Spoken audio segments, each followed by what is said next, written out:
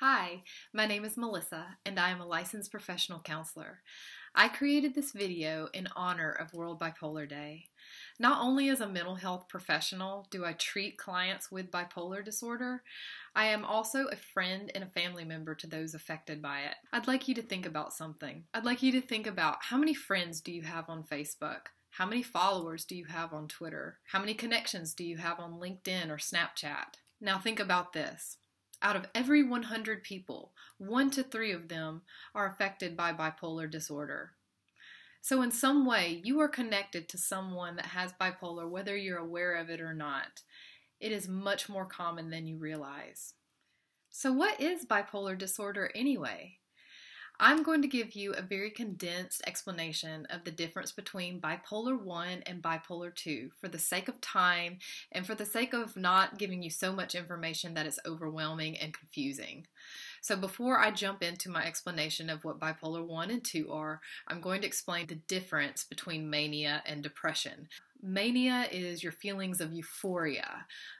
You're excited, you feel hyper, you feel restless. I think there's a misconception here that everyone that feels mania is feeling happy, and that's not necessarily true. There's a lot of people who experience mania as irritability and lashing out in anger. You have very impulsive behaviors. For example, you may engage in really risky sexual behaviors, or you may take a lot of drugs, or you may go on a shopping spree and max out all of your credit cards, or you may go gambling and spend all of your money, wipe out your bank account. The point is that can be very impulsive, and the consequences can be very negative. You can also be very creative in this time. You can come up with some really great ideas. You have this flight of ideas running through your head. Your sleep can be interrupted. You can lose your appetite. So those are some of the features of mania. So I think more people are probably familiar with depression. And depression is when you're feeling very low, very lethargic, very low energy. You often isolate yourself from others. You don't feel like socializing or connecting. You often have really self-deprecating or self-defeating negative thoughts. You feel hopeless, you feel helpless. Your eating may increase or it may decrease. You're sleeping, the same thing. You may sleep more than normal or less than normal. The world is just kind of a dark place, and you can't really get out of that hole. At either extreme, life feels unbalanced because it is unbalanced, and that's a very uncomfortable place to be. So let's take a look at this graph together.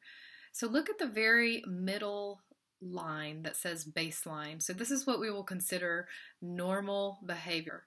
So if you will look at the green line for bipolar 1, so you see how it hits the top line, which represents mania, and then it swoops down, and it does not hit depression in this specific graph, but it can hit depression to be diagnosed with bipolar 1. If we look at the red line, which represents bipolar 2, look as it goes up, up, up, up. It does not hit full-blown mania. It hits what we call hypomania, a much milder form of mania. And it goes through the baseline, dips down, and it hits depression. So, main feature in bipolar 2 is that we have depressive episodes. So you see the difference really is the absence or presence of mania. So what can I do if I've been diagnosed with bipolar disorder? So at the very core of your treatment is going to be finding a medication that suits you and taking it consistently, and also receiving therapy from a mental health professional.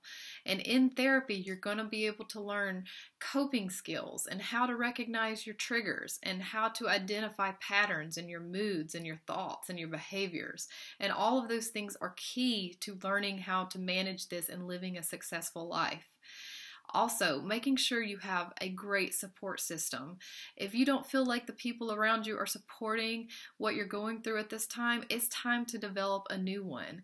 I also have some free apps that I'd like to share with you. One is called T2 Mood Tracker. You just enter in what your mood is, keeps track of that for you, and over time you can see a pattern. It also has a printable graph where you can email that to your healthcare provider or your therapist to help you better track your moods and your symptoms. There's also one called My3, and this one is a suicide prevention app, which is very important because suicide can often be something that we worry about with clients that have bipolar.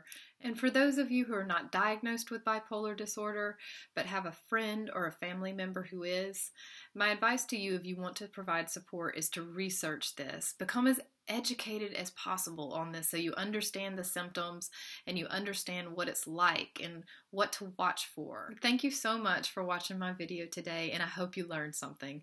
If you have any questions or comments, please leave them below and I'd love to get back to you. Until then, bye-bye.